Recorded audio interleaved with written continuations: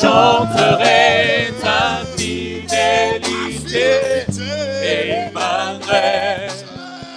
Je chanterai ta fidélité, Emmanuel. Alléluia. Merveilleux Jésus, que tout le monde l'acclame très fort. Que tout le monde l'acclame très fort. Que tout le monde acclame très fort le nom de Jésus. Merci Seigneur. Merveilleux de Jésus de Nazareth. Bénis ta parole Seigneur. Amen. Bénis les paroles de nos cœurs. Je vous salue dans le merveilleux nom de Jésus. Je suis votre frère Douglas. Et je bénis Dieu pour cette opportunité qu'il me donne encore ce matin de pouvoir apporter la parole de Dieu.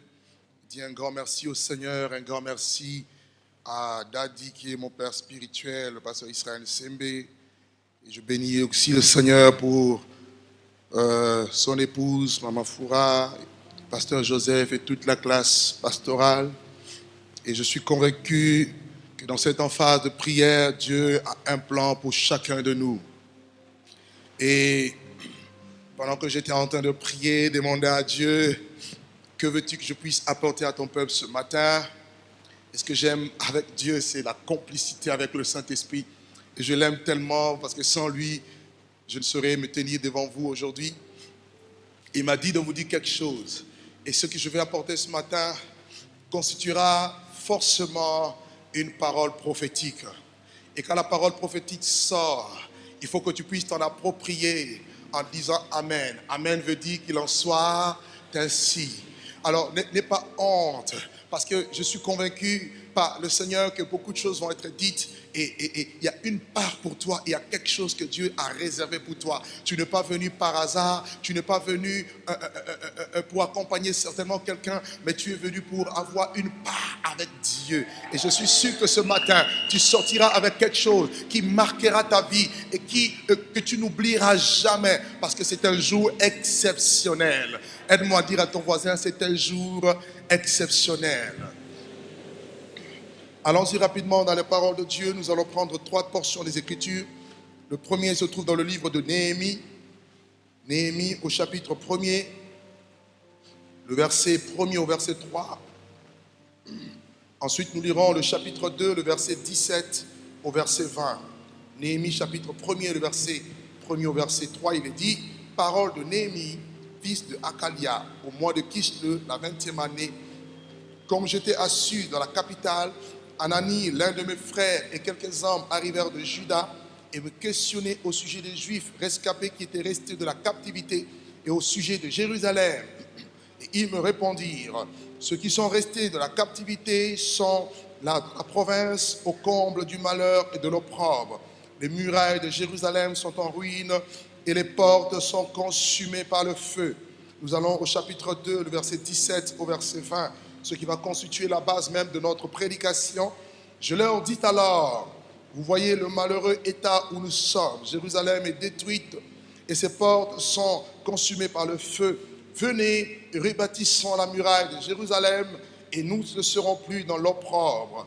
Et je leur racontai comment la bonne main de mon Dieu avait été sur moi et quelles paroles le roi m'avait adressées. Ils dirent, levons-nous et bâtissons. Ils se fortifièrent dans cette bonne résolution. Sambala le Horonite, Tobija le serviteur ammonite et Geshem l'arabe, en ayant été informés, se moquèrent de nous et nous méprisèrent. Ils dirent, que faites-vous là? Vous vous révoltez contre le roi? Et je leur fis cette réponse, le Dieu des cieux nous donnera du succès. Aide-moi à dire à ton voisin, le Dieu des cieux nous donnera du succès. C'est trop faible. Dis-lui, le Dieu des cieux nous donnera du succès. Alléluia. Moi, je dis déjà Amen à cette parole parce que le Dieu des cieux nous donnera du succès. Et il continue en disant, nous, ses serviteurs, nous nous leverons et nous bâtirons. Mais vous, vous n'avez ni part, ni droit, ni souvenir dans Jérusalem. Gardez ce texte et allez avec moi dans le livre de Job au chapitre 22.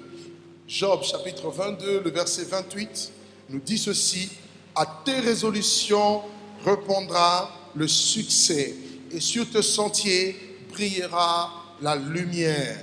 Et le dernier texte que nous allons prendre se situe dans le livre de Psaume au chapitre 60. Psaume 60, le verset 13 au verset 14 qui nous dit « Donne-nous du secours contre la détresse, le secours de l'homme n'est que vanité. Avec Dieu, nous ferons des exploits et il écrasera nos ennemis. » Amen. Le Dieu des cieux nous donnera le succès.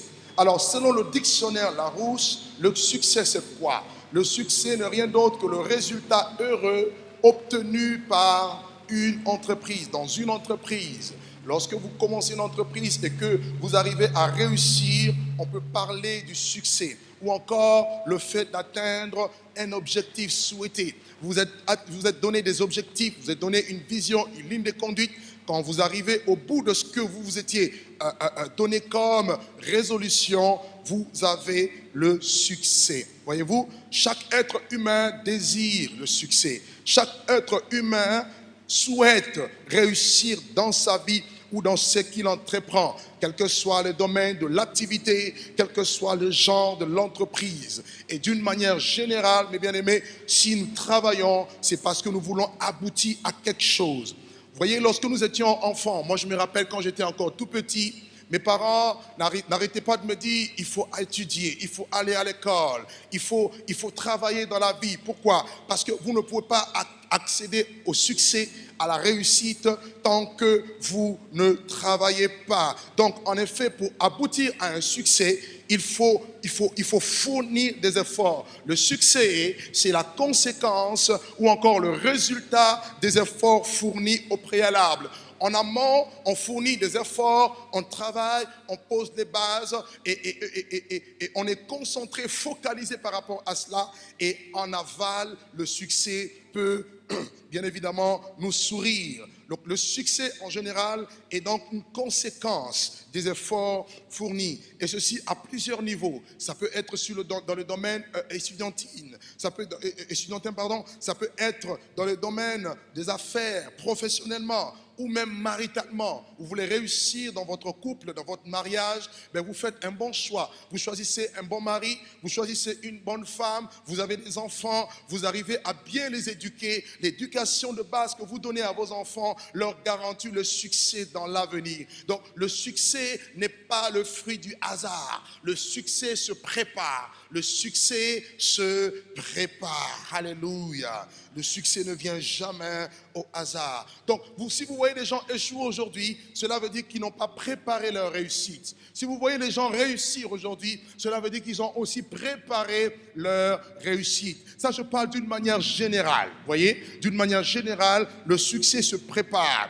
Tout ce que tu fais aujourd'hui aura des conséquences demain.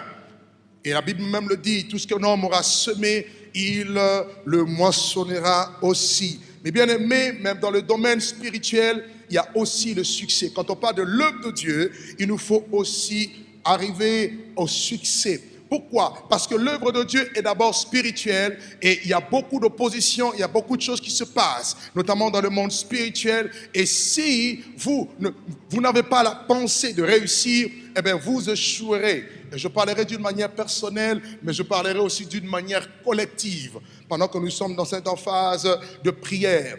En effet, dans le livre de Philippiens au chapitre 2, Philippiens chapitre 2, le verset 13, la parole de Dieu nous déclare que c'est Dieu qui produit en nous le vouloir et le faire, selon son bon plaisir. Cela veut dire quoi? Cela veut dire que Dieu met dans la vie de chaque chrétien le vouloir et le pouvoir de réussir. Alors, la différence, c'est quoi avec l'œuvre de Dieu? La différence, c'est que dans l'œuvre de Dieu, pour réussir, il faut d'abord le vouloir. Il faut que tu sois déterminé à réussir.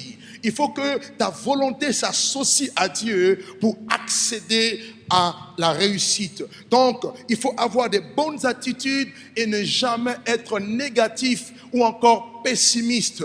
Vous avez des gens aujourd'hui qui n'arrivent pas à réussir dans l'œuvre de Dieu tout simplement parce qu'ils sont négatifs.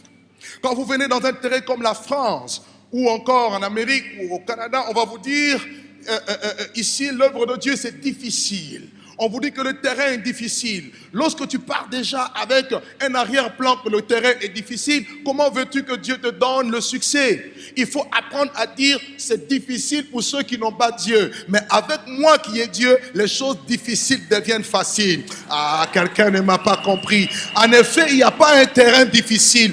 Tous les terrains sont identiques. Le problème, c'est est-ce que tu es à la place où Dieu veut que tu sois? Si je suis à la place où Dieu veut que je sois, même si tout le monde dit que c'est difficile, mais Dieu produit en moi le vouloir et le faire. Et j'arriverai à réussir. Quelqu'un ne m'a pas compris. Je disais que le succès arrive. Amen. Et pour réussir, mes bien-aimés, comprenez que Dieu, dans l'œuvre de Dieu, la réussite ne dépend pas de ton intelligence. La réussite ne dépend pas de ta sagesse, de tes capacités intellectuelles. La réussite ne dépend pas non plus de ton expérience. Mais la réussite dépend de Dieu et de la capacité que Dieu te donne. Quelqu'un ne m'a pas compris. Il y a la capacité des hommes, mais il y a aussi la capacité de Dieu. J'aime cette parole dans Zacharie 4, verset 6 qui dit, en effet, ce n'est ni par la force, ce n'est ni par la puissance, mais c'est par mon esprit, dit l'Éternel des armées. Et il continue en disant, qui es-tu, grande montagne? Donc il y a des obstacles, il y a des montagnes qui se dressent, mais Dieu personnalise la montagne comme si la montagne était une personne. Et Dieu dit à cette montagne, qui es-tu? Je veux que quelqu'un dise à son problème, qui es-tu, problème? Devant moi, qui suis enfant de Dieu, nous percerons, nous réussirons. Alléluia. Est-ce que quelqu'un m'entend ce matin? Je suis en train de dire que ce n'est pas parce que tu as beaucoup étudié, ce n'est pas parce que tu es intellectuellement fort, que le fort ne se glorifie pas de sa force, que l'intelligent, l'homme sage ne se glorifie pas de sa sagesse, et que le riche ne se glorifie pas de sa richesse. Mais si tu veux te glorifier, glorifie-toi d'avoir Dieu avec toi. Parce que si Dieu est avec toi, les choses vont changer. Alléluia. Je disais à quelqu'un ce matin, si Dieu est avec toi, les choses peuvent changer. Parce que ce n'est ni par ta force, ce n'est ni par ta puissance, mais c'est par mon esprit, dit l'Éternel des armées. Et dans 2 Corinthiens chapitre 3 verset 5, Paul nous enseigne quelque chose. Il dit, ce n'est pas à dire que nous soyons par nous-mêmes capables de concevoir quelque chose comme venant de nous. En réalité, notre capacité vient de Dieu. Paul était zélé, il avait la connaissance, mais il dit que ces choses qui étaient pour moi des gains, je les ai regardées comme une perte, comme de la boue, à cause de l'excellence de la connaissance de Jésus. Le problème, ce n'est pas tes acquis. Le problème, est-ce que tu as la révélation? Est-ce que tu as Dieu avec toi? Parce que si Dieu est avec toi, tu réussiras. Ta réussite est assurée. Je veux dire à l'église, ton succès est assuré, car le Dieu des cieux te donnera le succès. Amen. En effet, dans la Bible, vous avez deux manières principales d'accéder au succès. Deux manières principales d'accéder au succès selon Dieu. Le succès selon les hommes, il faut entrer dans des cercles, il faut faire ceci, cela. On ne parle pas de ça. Nous, on n'est pas là-dedans. Parce que la Bible dit que les méchants prospèrent. Ils ont une apparence de prospérité, mais leur fin est tragique. Leur fin. Mais nous savons que la fin d'une chose vaut mieux que le commencement. Je peux commencer petit, mais je finis grand. Quelqu'un ne m'a pas compris. Ne regarde pas ta condition aujourd'hui. Jésus est né dans une étable, mais il est assis à la droite de la majesté divine. Tu peux naître là où il n'y a rien. Tu peux venir d'une famille pauvre comme Gédéon. Une famille pauvre, les parents pauvres. Tu peux être le plus petit de ta famille, mais Dieu t'appelle vaillant héros. Quelqu'un ne m'a pas compris. Le problème, c'est Dieu. Le problème, ce n'est pas d'où est-ce que tu viens. Le problème, ce n'est pas de quelle cité tu es né, dans quelle cité tu es né. Nous autres, là, quand on regarde notre passé, je n'aurais jamais cru qu'aujourd'hui, je voyagerais dans le monde entier, prêcher l'évangile, quand je regarde d'où je viens. Mais le même Dieu qui dit, de la poussière, il relève l'indigent, du fumier, il relève le pauvre, et il le fait asseoir avec les grands, et les grands de son peuple. Le succès, mes bien-aimés, la première manière d'obtenir le succès, vous notez, le succès est une faveur de Dieu qui provient d'abord de sa souveraineté. Le succès, c'est d'abord une faveur de Dieu qui provient de sa souveraineté. Cela veut dire que tu ne vas faire aucun effort. tu ne fourniras aucun effort. Dieu est capable de te prendre derrière le brebis, comme avec David, et pour te placer comme roi d'Israël, un homme selon le cœur de Dieu. Amen. Alors que Samuel cherchait qui à oindre. Quel est l'homme à oindre? Il regarde comme ça. Abinadab, il regarde. Il dit non, l'Éternel ne t'a pas choisi. Le problème, c'est le choix de Dieu. Si tu es le choix de Dieu, même si tu es à la dernière place, les derniers seront les premiers. Quelqu'un n'a pas compris cette parole ce matin. Dieu va te prendre de la place d'agent simple. Tu vas devenir directeur. Ah, quelqu'un ne dit pas amen. Je suis venu dire à une personne, tu auras une promotion sans effort. Vous pouvez travailler pour vous-même. Sachez aussi que Dieu peut travailler aussi pour vous. Quelqu'un ne m'a pas compris. Nous sommes dans un temps où je vais laisser Dieu travailler. Moi, je dors dans la prière. Moi, je dors dans la présence de Dieu. Mais Dieu envoie les anges pour travailler pour moi. Joseph n'a pas travaillé. Un jour, alors qu'il était en prison, Dieu a travaillé pour Joseph. Il est sorti de la prison et il est devenu le premier gouverneur en Égypte. Le Dieu de gloire te donnera le succès. C'est le Dieu vivant et vrai, frère. Il y a des gens pour qui Dieu travaille. Il y a des gens, je vous dis la vérité, pour qui Dieu travaille. Ça ne dépend pas d'eux, mais ça dépend de Dieu.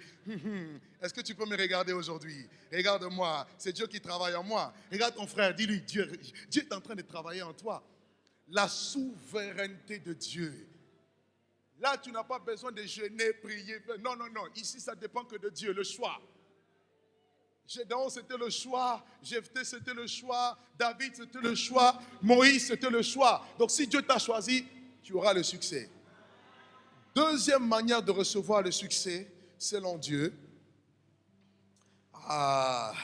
Avant de parler de la deuxième manière, retournons un peu dans Psaume 60. Psaume 60, verset 14, il dit quoi? Donne-nous du secours dans la détresse. Le secours de l'homme n'est que vanité, mais avec Dieu, nous ferons des exploits. Donc quand tu es dans le succès de manière souveraine, fais attention. Ne t'associe pas à n'importe qui.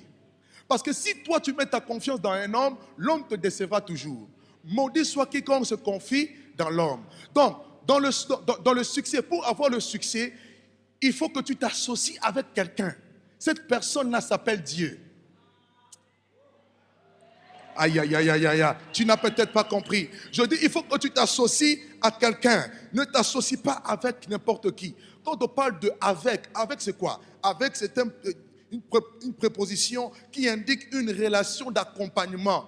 Qui t'accompagne?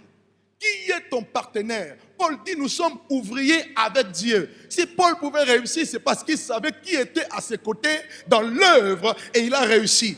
Toi, tu t'associes trop aux hommes. Tu mets ta gloire dans les hommes. La Bible dit, cessez de vous confier dans l'homme, dans les narines duquel il n'y a qu'un souffle. De quelle valeur est-il? Même si les hommes t'abandonnent. Mais si tu as Dieu avec toi, ce Dieu-là va te lever et te donnera le succès.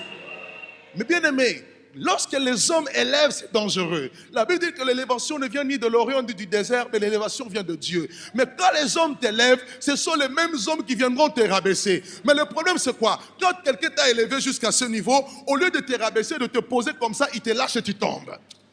Ça, c'est la méchanceté de l'homme. L'homme t'a pris comme ça, il t'a pris, excusez-moi, il te prend de la bassesse, il te lève petit à petit. Oh, toi, tu es le big man. Tu es l'apôtre international. Alléluia. L'évangéliste interplanétaire. Alléluia. Tu aimes les bons noms, tu aimes ça. Mais le jour où il sera contre toi, au lieu de te déposer tranquillement où là où il t'a pris, il te lâche comme ça et tu te brises. Ça, c'est la méchanceté de l'homme. Mais quand Dieu élève, il élève. Quelqu'un ne m'a pas compris. Quand Dieu t'accorde un succès, il t'accorde un succès et personne ne pourra t'arrêter. C'est ce que j'aime avec Dieu. Dieu va te prendre derrière et il va te mettre devant. Dieu va te prendre, oui, derrière les troupeaux, derrière les brebis. Oh oui, pendant que tu es dans le secret, tu es en train de t'entraîner à tuer l'ours. Tu es en train de t'entraîner à tuer le lion. Mais le jour arrive, tu vas tuer Goliath. Et tout le monde dira, Saül a bâti 1000, David a bâti 10 000. Nous sommes dans la génération de hommes et de femmes qui vont bâtir, qui vont battre Goliath. Ce n'est pas Dieu qui va battre Goliath, mais ce sont les David. Ah, quelqu'un ne m'a pas compris. Or, David, c'est une préfiguration de Jésus. Celui qui a reçu l'onction. Dieu a fait de lui le premier-né d'entre eux, alléluia, le premier-né de ses frères, alors qu'il était le 8e. Mais Dieu a fait de lui le premier-né. Tu as le droit d'aînesse. Quelqu'un ne m'a pas compris. Dieu va faire de toi le premier-né. Dieu va te prendre de la position de cadet et il va te placer devant. Le deuxième succès. Alléluia. Est-ce que tu peux dire fais comme ça. Il y a le succès qui se provoque. Deuxième manière d'avoir le succès, tu peux toi-même provoquer ton succès. Et je vais exciter les gens ici à provoquer eux-mêmes leur succès. Et pour provoquer le succès, il y a 7 choses. J'aime bien le chiffre 7 parce que c'est la perfection. Il y a 7 choses essentielles à savoir. Il y en a peut-être d'autres, mais moi je vous parlerai juste de 7 choses essentielles à savoir. Frères, sœurs, la première des choses, apprenez à faire des sacrifices à Dieu. 1 Roi chapitre 3, le verset 3 à 9. Salomon va faire des holocaustes. Et le sacrifice qu'il va offrir à Dieu va réjouir tellement le cœur de Dieu. Et Dieu va se dire, que veux-tu que je te donne? Mais bien aimé, il y a des choses que vous pouvez provoquer vous-même. Tu as essayé la prière, ça n'a pas marché. Commence le sacrifice. Quelqu'un ne m'a pas compris. Lorsque Abraham a vu les 3 hommes passer, il a dit non, c'est la divinité. Ça, c'est Dieu, ça. Venez chez moi. Il a dit, Sarah, fais à manger. Lorsqu'ils ont fait à manger, ils ont commencé à manger. Les anges, tellement qu'ils étaient bons, ils ont commencé, ils avaient provoqué au fait. Ils ont provoqué le succès. Et les anges vont dire, Sarah, l'année prochaine, à la même époque, tu seras enceinte. Quelqu'un ne m'a pas compris. Je suis venu dire à quelqu'un, l'année prochaine, à la même époque, à cause de ton sacrifice, quelque chose va se passer. Deuxième chose. Il va te dire, demande-moi ce que tu veux. Deuxième chose, si tu veux avoir le succès, provoquer le succès, mets en pratique les principes de la parole de Dieu. Mets en pratique les principes de la parole. Nous allons nous baser dans Josué 1:8. Que ce livre de la loi ne s'éloigne point de ta bouche. Médite-le jour et nuit pour agir fidèlement selon tout ce qui est écrit. Car c'est alors que tu auras du succès dans tes entreprises. Car c'est alors que tu réussiras. Donc en effet, pour réussir, il faut connaître la parole et la mettre en pratique. Toute personne qui met la parole de Dieu en pratique, le succès l'attend quelque part. La réussite l'attend quelque part. Et Dieu dit, heureux l'homme qui ne marche pas selon le conseil de méchants, qui ne s'assied pas en compagnie de moqueurs. Alléluia. Mais qui trouve son plaisir dans la loi de l'Éternel et qui la médite jour et nuit. Tu seras comme un arbre planté près d'un courant d'eau. Ton feuillage ne se flétrira jamais et tout ce que tu feras te réussira parce que tu es connecté à la réussite céleste. La réussite ne vient pas des hommes, mais le Dieu des cieux nous donnera le succès. Est-ce que quelqu'un peut dire Amen? Oh, le Dieu des cieux nous donnera le succès. Troisième clé, troisième chose pour recevoir le succès. Honore ton père et ta mère. Honore ton père et ta mère. Nous sommes dans Exode 20, le verset 12. Éphésiens chapitre 6, le verset 3, le verset 2 à 3. Lorsque vous honorez vos parents, la Bible dit, vous certifie, vous allez vivre heureux et vous allez prolonger votre vie sur la terre. Même si les parents sont mauvais, méchants, toi la Bible dit honore-les. Et en tant que chrétien, je veux vous parler de la loi de l'honneur. La loi de l'honneur, c'est la loi du succès. Amen.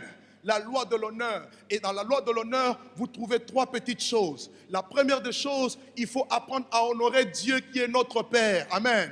Dieu est notre Père, apprends à l'honorer. La Bible dit que Dieu aime ceux qu'il aime et il honore ceux qu'il honore. Si tu honores Dieu, Dieu va t'honorer aussi. La deuxième chose, tes parents. À chaque fois que tu honores tes parents, tu prolonges ta vie. À chaque fois qu'ils déclarent des paroles dans ta vie, tu reçois ces paroles de vie, de succès. Et ça te permet de te propulser vers l'avant. Et la troisième chose, honore vos parents spirituels. Vous avez un père spirituel. Moi, j'ai un daddy que j'aime beaucoup, pour lequel je prie et je mobilise toutes les églises pour prier pour le daddy, le pasteur Israël Sembe. Et à chaque fois que je prie pour lui, mais que vous le vouliez ou pas, je suis béni, je réussis. Pourquoi? Parce que je connais la loi de l'honneur. Quelqu'un ne m'a pas compris ici. Je disais dans cette salle, quelqu'un ne m'a pas compris. À chaque fois que tu honores tes parents, ton père spirituel, lorsque son cœur est dans la joie, lorsqu'il sourit, lorsqu'il te bénit, mes amis, Paul dit quoi? Nous paraissons pauvres, mais nous enrichissons plusieurs. Ne le voyez pas tel qu'il est là, tu dis non, peut-être qu'il n'a pas beaucoup d'argent, il n'a pas de jet privé. Lui, il peut être pauvre, mais te rendre riche. Aïe, aïe, aïe, aïe. Quelqu'un ne m'a pas compris. Je suis en train de dire à une personne, à chaque fois que tu honores tes parents spirituels, Dieu te bénit et Dieu t'enrichit. Et je suis venu voir et dire à une personne, tu es déjà béni. Quatrième chose, tu dois vivre avec ceux qui ont la faveur de Dieu. Si tu veux réussir selon Dieu, tu dois vivre, tu dois demeurer en compagnie des hommes et des femmes de Dieu, de oints de Dieu. La Bible dit que la mauvaise compagnie corrompt le bon mœurs. Il y a des personnes qui ne réussissent pas tout simplement parce qu'elles sont mal entourées. Elles sont mal accompagnées. Dis-moi qui tu es, avec qui tu traînes, je te dirai qui tu es. N'est-ce pas? Demeurer, aimer. Moi, j'aime la compagnie des hommes oints. J'aime rester avec eux, j'aime les écouter, j'aime prier ensemble. Mais bien aimé, Élisée a été affecté par le ministère d'Élie parce qu'il était en compagnie d'Élie. Samuel est entré dans son ministère grâce au ministère du souverain sacrificateur Élie. Ses propres enfants sont passés à côté, mais Samuel a réussi dans son ministère parce qu'il était connecté à Élie. Il vivait avec lui. Mais bien aimé, Josué ne quittait pas Moïse. La raison pour laquelle quand Moïse est parti, c'est Josué qui est rentré dans la terre promise. Avec qui tu traînes. Le succès dépendra aussi de ton entourage, de ton environnement. Cinquième chose, apprends à exercer la bonté et à soutenir l'œuvre de Dieu. Apprends à exercer la bonté et à soutenir l'œuvre de Dieu. Proverbe 21, verset 21. Pour réussir, il faut être bon. Ça ne sert à rien d'être méchant dans la vie. Les méchants ne prospèrent point. La Bible dit que la prière des méchants est une abomination aux yeux de Dieu. Mais la prière des hommes droits lui est agréable. Sois quelqu'un de bien. Fais du bien autour de toi. À chaque fois que tu fais du bien, Dieu te le rendra un jour. J'en parlerai tout à l'heure. Et apprends à soutenir l'œuvre. Toutes les personnes qui ont soutenu l'œuvre ont réussi dans la vie. Et le diable aujourd'hui pousse les gens à ne plus soutenir l'œuvre. Regardez dans Malachie chapitre 3, le verset 7 à 12. On nous parle de ceux qui volaient Dieu dans les dîmes, dans les offrandes. Et Dieu avait fermé leur ciel. Et la bénédiction ne pouvait plus couler. Mais à chaque fois que tu honores Dieu avec les prémices de tes revenus, tes greniers se rempliront de mou. Tu ne manqueras de rien. Au temps de la disette, Dieu viendra à ton secours. Amen. Et la sixième chose, pour accéder au succès, vous avez le fait de se confier aux serviteurs de Dieu. Confiez-vous en ces serviteurs. Ne vous confiez pas aux mercenaires. Je ne suis pas en train de parler des mercenaires. Aujourd'hui, tout le monde se prétend serviteur de Dieu. Mais il y a des serviteurs, il y a aussi des mercenaires. La Bible dit dans 2 Chroniques 20, au verset 20, « Confiez-vous en l'Éternel votre Dieu, vous serez affermis. Mais confiez-vous en ses serviteurs, vous réussirez. » Pour réussir, mis à part Dieu, tu as besoin d'un modèle visible, physique. Un homme de Dieu, une femme de Dieu. Écoute ses conseils, car Dieu passe par lui pour te bénir. Quelqu'un ne m'a pas compris. Je suis venu dire à une personne, à chaque fois que tu te confies aux vrais hommes de Dieu, tu reçois aussi, en fait, tu es dans la voie de l'excellence. Tu es dans la voie du succès. Et la septième chose, jeûner et prier. Bien-aimés, si nous voulons réussir avec Dieu, après avoir tout essayé, les choses semblent ne pas marcher. Essaye un peu le jeûne, essaye un peu la prière. Oh, à chaque fois que les hommes ont été confrontés à des oppositions, à chaque fois qu'il y a eu des obstacles, comme la Bible nous dit au temps de Daniel, lorsqu'il a commencé à jeûner, Dieu a donné la réponse, mais le chef des Perses, un esprit, avait bloqué sa prière. Mais il fallait qu'il demeure dans le jeûne, dans la prière de 21 jours et l'ange a été relâché. Jésus dit à ses apôtres, vous savez, il y a des démons qui ne sortent que par le jeûne et par la prière. Il y a des esprits, il y a des forteresses, il y a des forces du mal, il y a des liens spirituels qui peuvent vous empêcher d'exceller ou d'accéder dans votre réussite, dans votre succès. Et il vous faut jeûner. Lorsque vous voyez que les choses ne semblent ne pas marcher, apprenez à jeûner. Et dans le jeûne et dans la prière, Dieu va vous accorder le succès. Amen. Aide-moi à dire à ton voisin, Dieu veut ton succès. Dis-le encore, Dieu veut ton succès. Alors nous allons retourner un peu dans le contexte de Néhémie. Mais bien aimé, Dieu va appeler un homme du nom d'Abraham à qui il va donner une promesse. Dieu lui dira que je multiplierai ta postérité. Elle sera comme les étoiles du ciel, comme le sable de la mer. Et cette postérité va se manifester dans la vie. Je dirais cette promesse va se réaliser, se concrétiser dans la vie d'Isaac. Lorsque Isaac va venir à son tour, il va donner naissance aux jumeaux. Et l'un des jumeaux va hériter ou va encore voler, usurper la bénédiction du nom de Jacob. Dieu va par la suite changer son nom en Israël et par ses fils, Dieu va leur promettre la terre promise. Mais bien aimé, lorsqu'on parle du succès, on parle du fait de rentrer dans ton héritage, le fait de rentrer dans ta promesse, ce que Dieu a réservé pour toi. Ne me regarde pas parce que moi j'ai des choses que Dieu m'a données. Toi aussi je ne peux pas te regarder parce que toi aussi tu as des choses que Dieu t'a données. Nous sommes différents les uns les autres. Mais bien aimé, lorsque cette promesse va justement se manifester, se réaliser, Dieu avait dit à Abraham que tes descendants seront étrangers dans un pays étranger. Dans Genèse chapitre 15. Et il va y avoir une famine. Alors que Joseph, l'un des fils de Jacob, a été vendu en Égypte, en ce temps-là, il va y avoir une famine.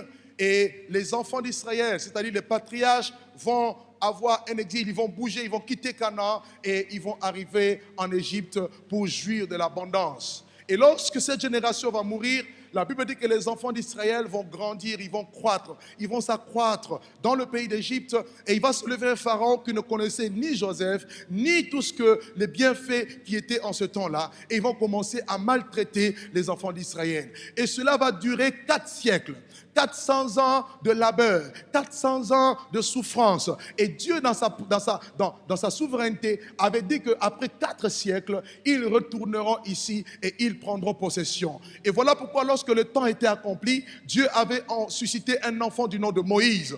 Moïse qui va libérer le peuple de Dieu de l'esclavage en Égypte et va l'introduire ils vont passer par le désert pendant 40 ans. Et Josué, à la mort de Moïse, va introduire les enfants d'Israël dans la terre promise. Mais bien aimés, ils sont rentrés dans la terre promise. Ils ont pris possession de leur héritage. Josué a partagé les terres à tous les enfants d'Israël. Chacun avait une part dans la terre que Dieu leur avait donnée. Et après Josué, plus tard, il va y avoir un homme du nom de David. Si vous lisez l'histoire, après les juges, il va y avoir la royauté en Israël. Le premier roi Saül va échouer et le second roi David, qui était l'homme selon le cœur de Dieu, il va accéder au pouvoir. Mais ce que j'aime avec Dieu, c'est quoi? C'est que lorsque David arrive au pouvoir, David s'empare de Jérusalem. C'était la ville des Jébusiens. Ça appartenait aux gens, mais Dieu leur a donné. Je veux te dire une vérité. C'est que ton héritage est peut-être entre les mains de quelqu'un d'autre, mais c'est en train de se transférer vers toi. Tu ne m'as pas compris. Je dis quelqu'un ici ne m'a pas compris. Dieu donne aux pécheurs le soin de travailler et d'amasser afin de donner à celui qui est agréable à Dieu. Ta bénédiction, ta voiture est entre les mains d'un patron. Oh, quelqu'un ne m'a pas compris. Ta bénédiction est entre les mains de quelqu'un.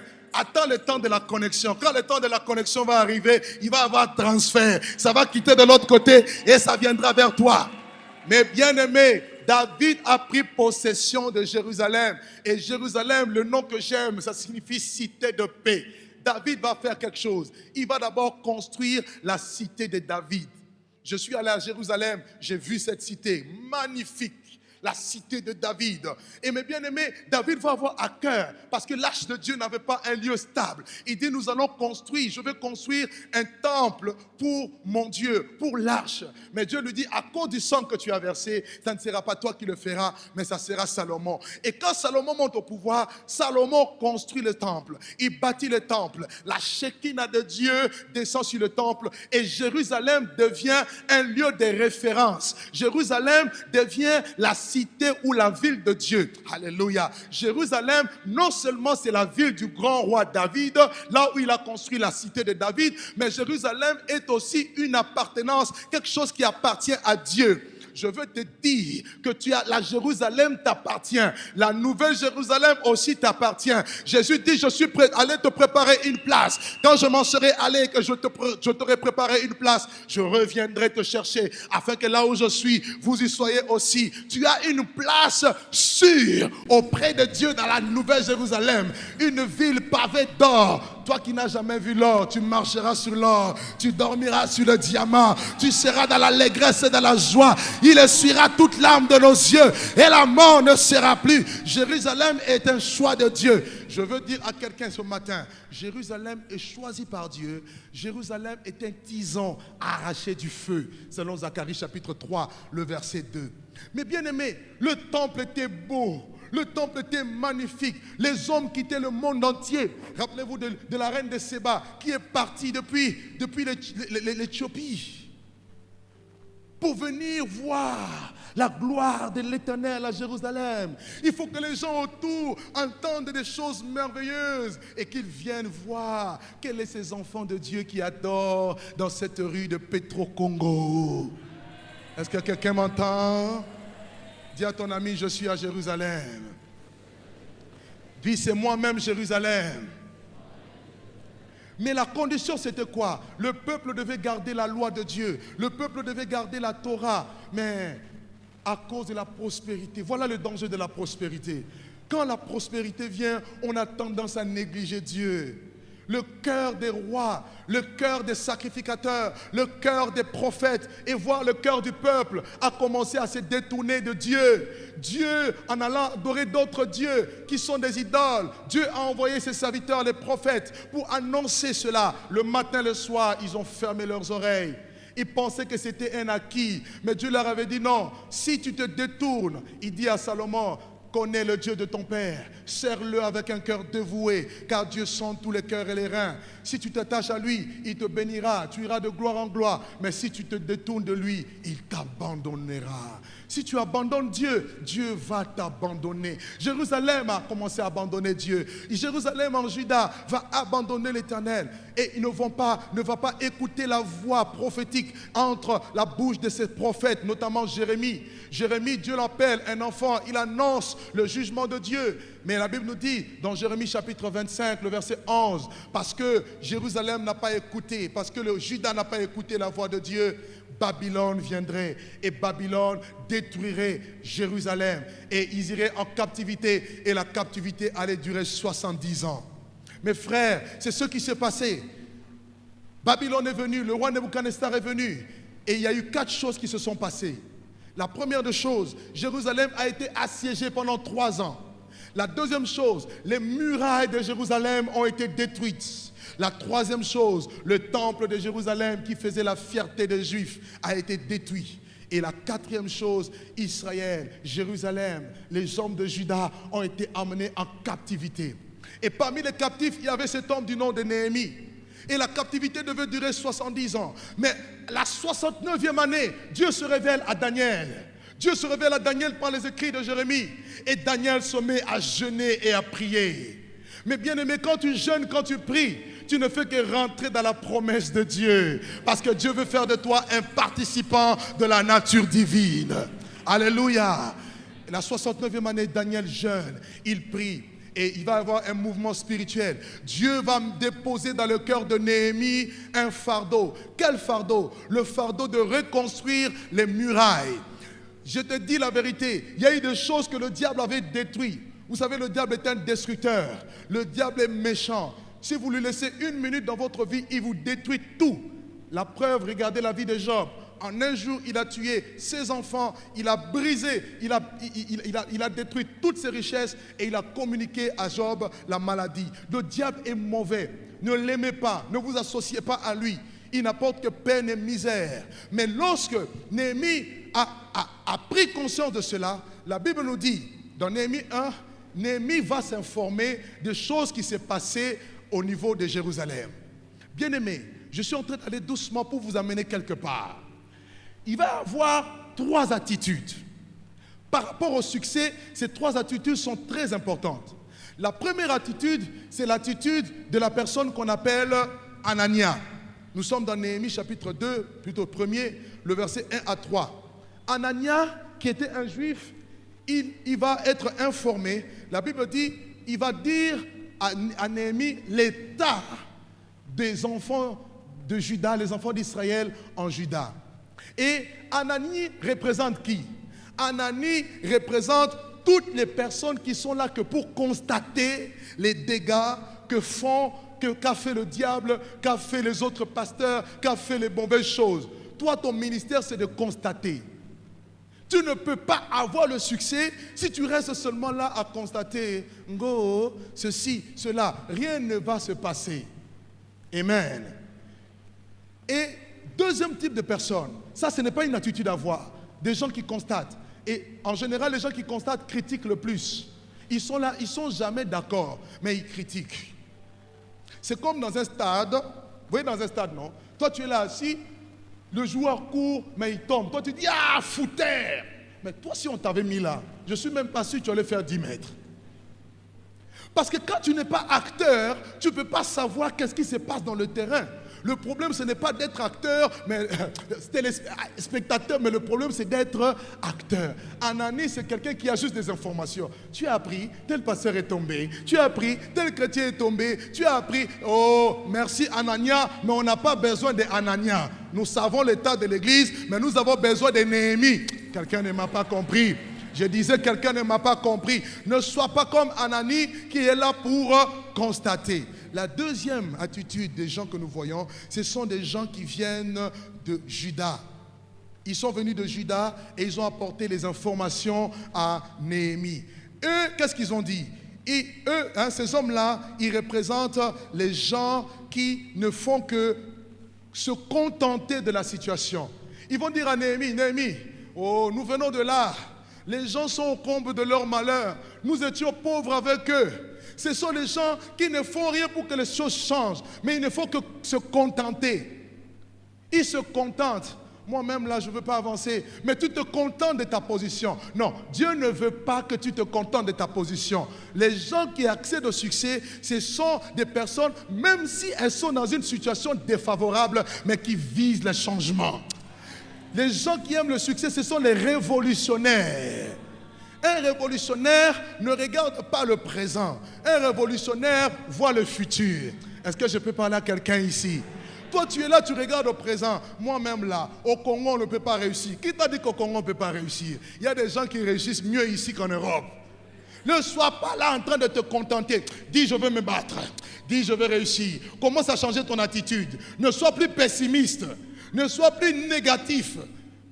Même si tu as déposé des dossiers partout, personne ne t'a accepté au travail, dis que ça marchera. Je suis venu annoncer à quelqu'un une bonne nouvelle, ça va marcher. Non, tu ne me crois pas. Toi, tu es en train de regarder ton CV. Tu dis, je ne suis pas connu, je ne suis pas pistonné. Mais j'ai quelqu'un qui est au ciel qui peut te pistonner. Ah, j'ai un piston céleste.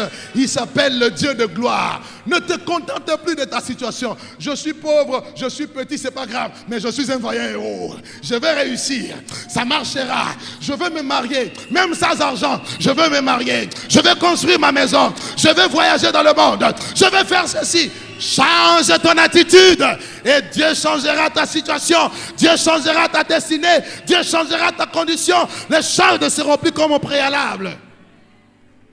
Oh, mais la troisième attitude ou le troisième type de personnage, ce sont les Néhémies. Néhémie, il était informé.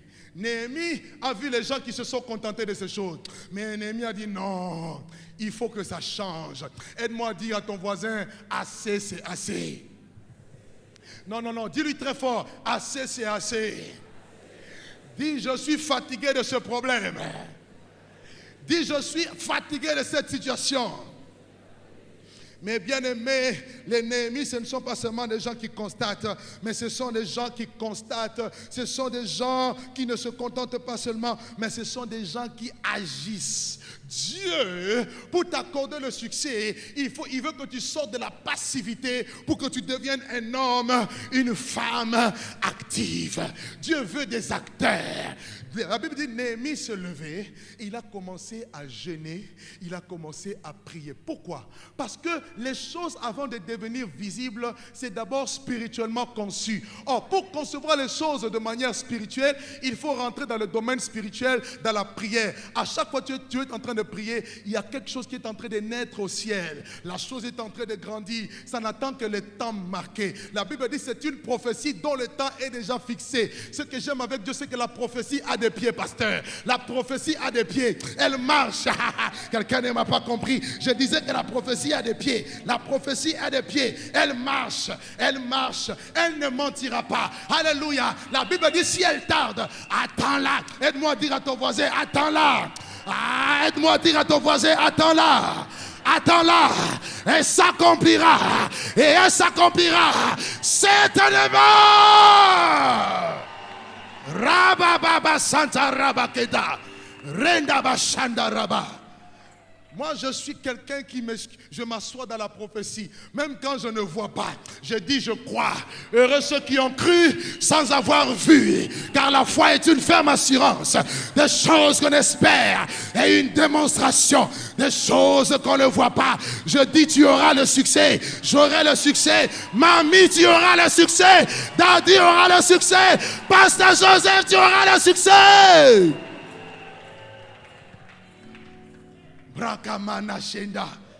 Est-ce que quelqu'un est avec moi ce matin? Oh, est-ce que quelqu'un est avec moi ce matin? Il y a quelque chose de magnifique ici. Néhémie a dit non, les choses doivent changer. Oh, quand tu rentres dans cette dynamique, tu reçois un fardeau. Et ce fardeau-là s'appelle les douleurs de l'enfantement. Ça ne te laisse plus tranquille. Il y a un fardeau qui bouillonne en toi. Quelque chose qui bouge. Tu dis non, il faut que je prie. Tant que mes yeux n'ont pas encore vu, je dois prier. Siméon a prié, mais un jour il a vu. Il dit aujourd'hui, mes yeux ont vu ton salut. Ah, je veux dire à quelqu'un, mon oreille avait entendu parler de lui. Mais aujourd'hui, mon œil le verra. Non, non, tu ne m'as pas compris. Ce n'est pas les yeux de quelqu'un d'autre. Ce sont mes yeux. Je verrai la gloire de Dieu.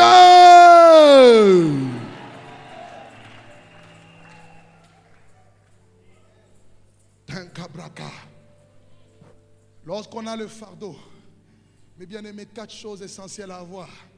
La première, il faut se lever. Ne reste pas assis. Et la deuxième chose, va sur le terrain. On ne se lève pas à la maison. On va sur le terrain. Quitte chez toi, viens ici prier.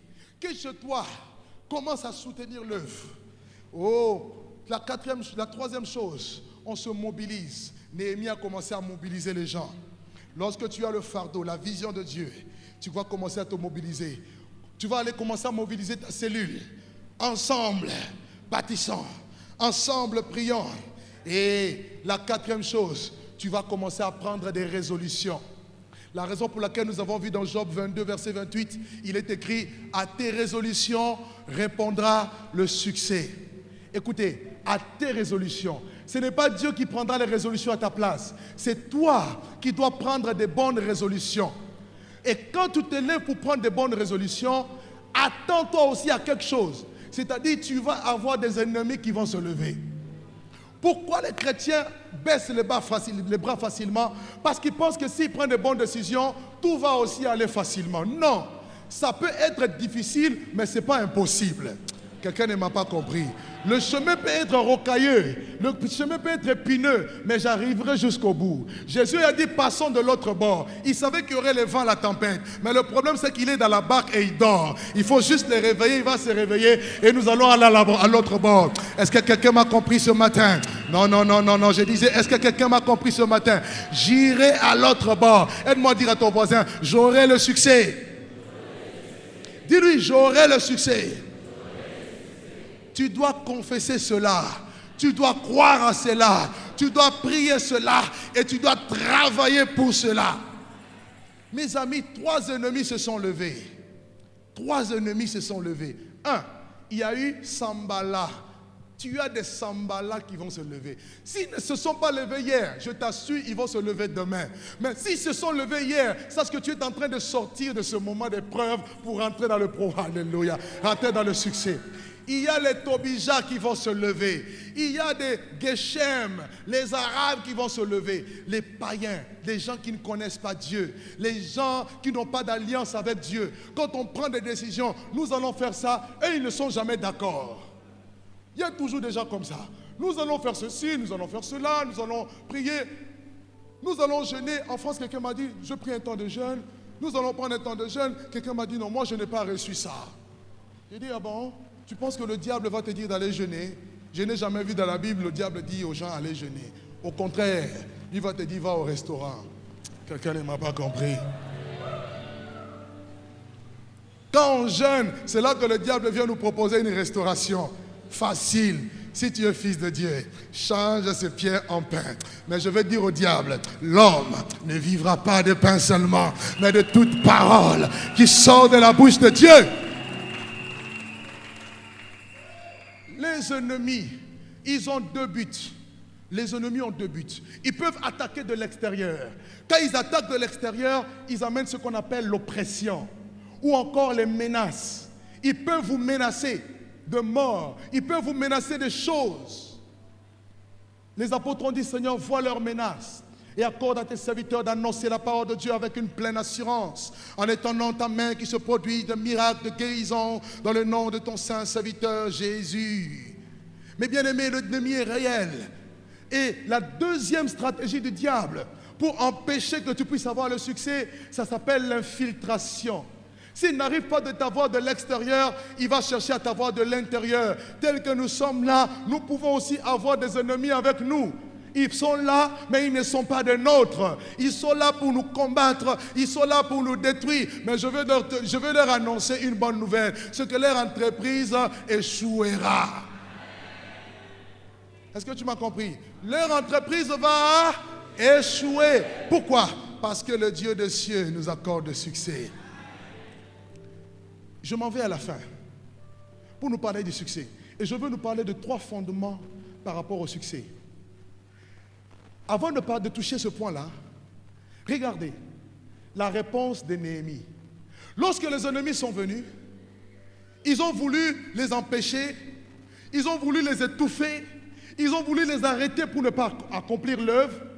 Néhémie, alors qu'il n'avait pas encore commencé l'œuvre de Dieu, il annonce par l'Esprit que Dieu va nous accorder le succès. Pourquoi?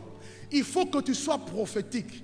Une personne prophétique annonce des choses avant que les choses n'arrivent. Quelqu'un ne m'a pas compris ici.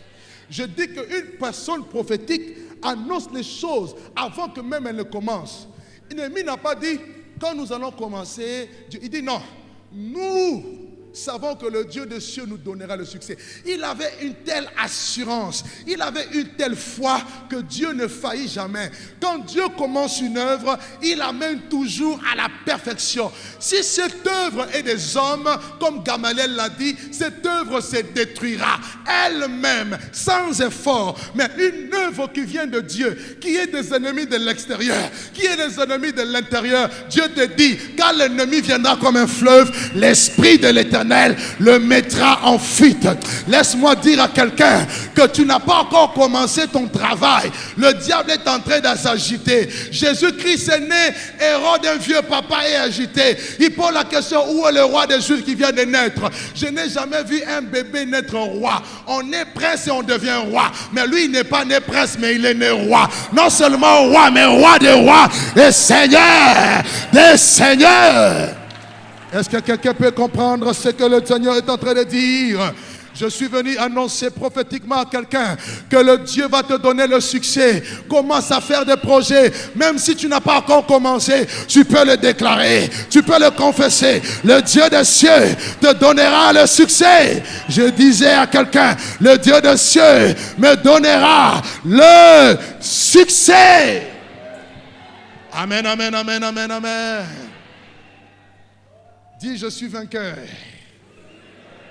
Et la deuxième chose qu'il dit, il dit, nous, ses serviteurs, nous nous lèverons et nous bâtirons. Non, les ennemis ne peuvent pas bâtir avec nous. La présence de l'ennemi, c'est la destruction. Parce que la sémence même du diable, c'est la destruction. Le voleur ne vient que pour dérober, égorger et détruire. Mais les bâtisseurs, ce sont ceux qui ont reçu la sémence de Dieu.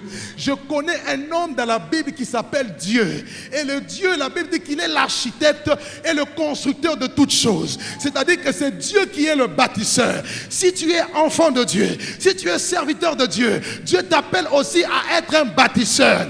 Quelqu'un ne m'a pas compris. Je suis un bâtisseur. Là où le diable avait détruit, moi je veux rebâtir. Ah, rababababa.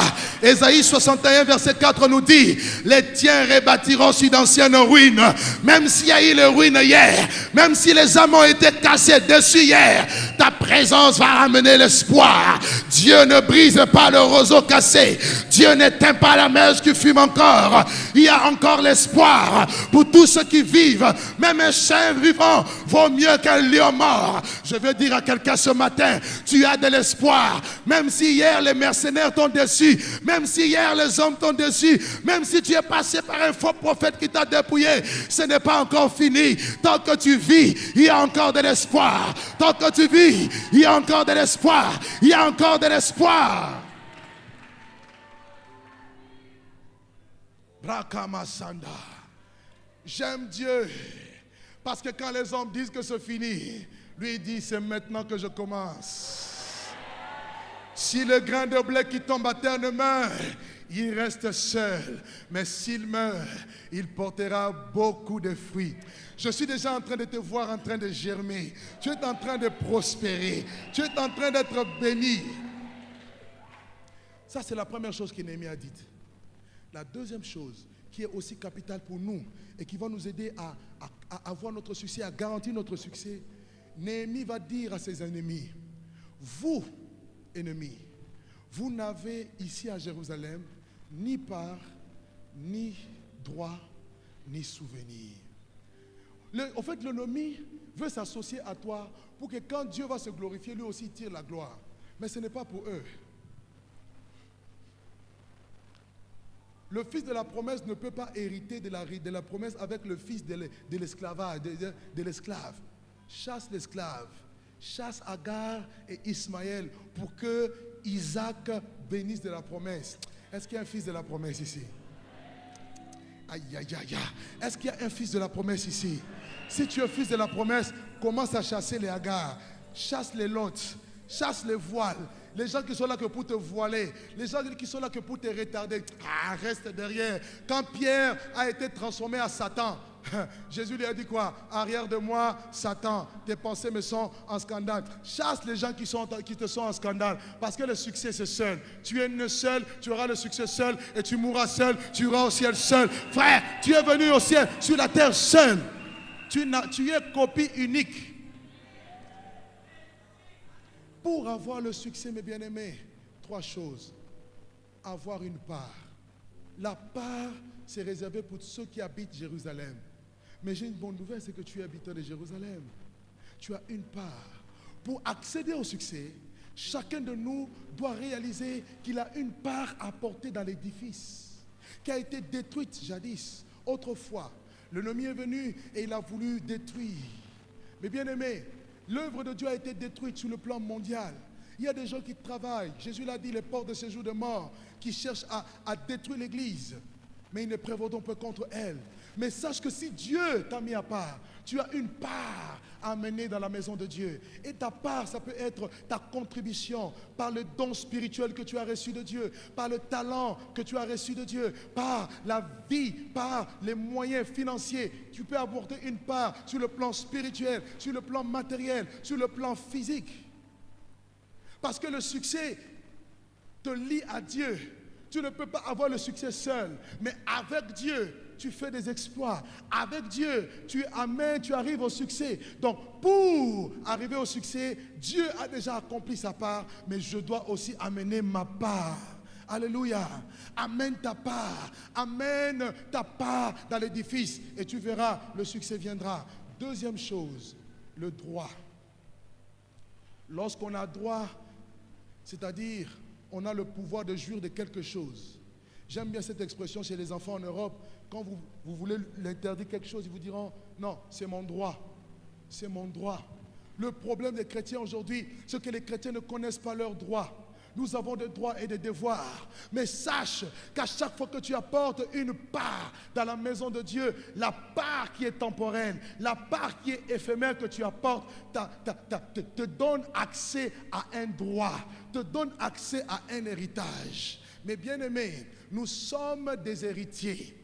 Nous sommes des héritiers de Dieu et nous sommes les co-héritiers avec Christ. Tu ne peux pas jouir de l'héritage tant que tu n'apportes pas ta part. Ta première part, c'est ta conversion. Donne-toi d'abord au Seigneur et donne tout ce que tu as à Dieu et Dieu sera ta part. Il dit dans Job 22, jette l'or dans la poussière et le Tout-Puissant sera ton or. Le Tout-Puissant sera ton argent. Le Tout-Puissant sera tout pour toi. Moi, mon argent, c'est Jésus. Ma banque, c'est Jésus. Mon habillement, c'est Jésus. Tout ce que je suis, c'est Jésus. Parce que je lui ai donné ma vie, j'ai un droit. Mais bien aimé, si nous sèmons les biens matériels, est-ce qu'il y a une grosse affaire si nous moissonnons les biens spirituels? Les biens spirituels sont éternels. Je veux dire à quelqu'un ici, à chaque fois que tu amènes un bien temporel, une part temporelle, Dieu t'accorde un droit éternel. Dieu t'accorde un héritage éternel. Un héritage qui ne peut ni se souiller, ni se corrompre, ni se flétrir. Il est réservé dans le ciel. Tu dois marcher dans l'assurance parce que tu as un héritage sûr et certain là au ciel. Mais non seulement Dieu te donne un héritage au ciel, mais il te donne aussi un héritage sur la terre. Ceux qui servent Dieu ont aussi part au service. La Bible dit ceux qui servent à l'autel doivent aussi avoir part à l'autel. Quand tu sers Dieu, tu as le droit de dire à Dieu, Seigneur, je te sers, je n'ai pas le droit d'être malade. Seigneur, je te sers, je n'ai pas le droit d'être dans la pauvreté. Ah, quelqu'un ne me comprend pas. Paul pouvait dire, Christ est ma vie, la mort m'est un gain. Il dit, je sais vivre dans la disette et je sais vivre dans l'abondance. J'ai appris à être content de l'état dans lequel je me trouve parce qu'il avait un droit. Il savait qu'il ne pouvait manquer de rien. Il pouvait dire, mon Dieu pourvoira à mes besoins. Oh oui, si tu apportes ta part, Dieu te donnera un droit, la protection de tes enfants, la sécurité de tes enfants, l'ange de l'Éternel qui campe autour de ceux qui les craignent et qui les arrache au danger. Et celui qui demeure sous l'abri du Très-Haut repose à l'ombre du Tout-Puissant. Ça, c'est ma part. Ça, c'est mon héritage. C'est un héritage qui commence ici. Tu as droit à la prospérité. Tu as droit à la vie. Tu as droit à la bénédiction. Arrête de chanter Esengo, Esengo, Kunana Lola. En fait, tu as échoué ici, tu te vois déjà au ciel. Mais si Dieu te voulait au ciel, il t'aurait tué. Si tu as laissé ici, c'est pour jouir de la terre. Les cieux sont trône, la terre se marche-pied. La terre, c'est pour les fils des hommes. Alléluia. Est-ce que je peux parler à quelqu'un? Si tu as l'occasion, habille-toi bien. Ne sois pas orgueilleux, mais habille-toi bien. Et marche avec assurance.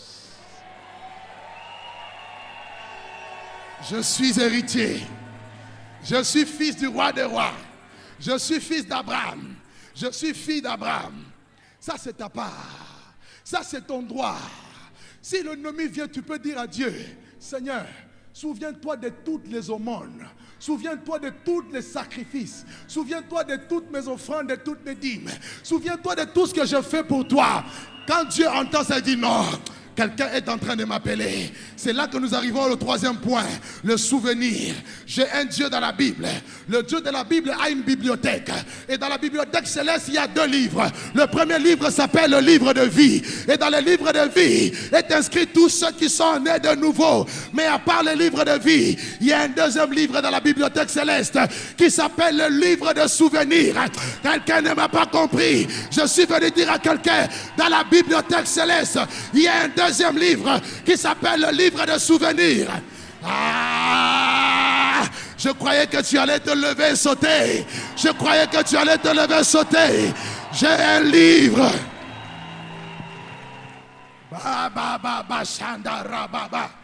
Il y a 2 livres. Dans le livre de vie, ton nom est déjà inscrit. Réjouis-toi. Ne vous réjouissez pas parce que les démons sortent, mais réjouissez-vous parce que vos noms sont inscrits dans le livre de vie. Ça, c'est le premier succès. Mais le deuxième succès, à chaque fois que je me consacre, À chaque fois que je prie, à chaque fois que je sème, à chaque fois que je travaille, Dieu est en train d'inscrire les choses dans les livres de souvenirs. Mais si Dieu arrive à dormir, parce que la Bible dit, c'est lui qui garde Israël, ne dort ni ne sommeille. Mais si jamais tu penses qu'il dormait, la Bible dit, réveille ma mémoire. Ah, je suis venu dire à une personne, tu peux réveiller la mémoire de Dieu. Corneille a réveillé la mémoire de Dieu. Dieu s'est souvenu des aumônes de Corneille. Dieu s'est souvenu des offrandes de Corneille. Dieu s'est souvenu des prières de Corneille. Mes bien-aimés, avec Dieu, nous ferons des exploits. Oh, aide-moi à dire à ton voisin, avec Dieu, tu feras des exploits. Dis-lui à haute voix, avec Dieu. Oh, les héritiers de la promesse. Est-ce qu'il y a les héritiers de la promesse ce matin? Est-ce qu'il y a les héritiers de la promesse ce matin? Avec Dieu, nous ferons des exploits. Il écrasera nos ennemis. 1000 tomberont à ton côté, 10 000 à ta droite. Tu ne seras jamais atteint. Je prophétise cela. Tu ne seras jamais atteint. Tu boiras de breuvages mortels. Ils ne te feront aucun mal. Héritier de la promesse. Lève-toi là où tu es. Lève-toi, nous allons prier. Commence à prier Dieu. Il y a un livre qui va s'ouvrir. Le livre de souvenirs. Car le Dieu des cieux t'accorde le succès. Je dis qu'il y a un livre. Le livre de souvenirs. Emmanuel, Emmanuel. Commence à prier. Il est tellement fidèle que tu vas rentrer dans le succès. Je te dis la vérité.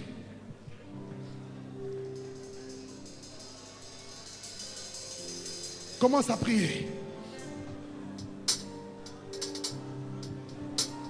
Prie. Oh, amen, amen. Oh, la baba, prie, prie, prie.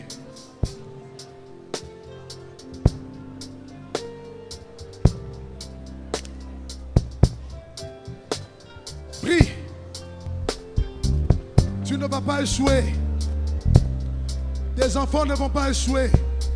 Tu réussiras. Voici mon serviteur prospérera. Il se lèvera. Et il se lèvera bien haut. Dieu va te lever.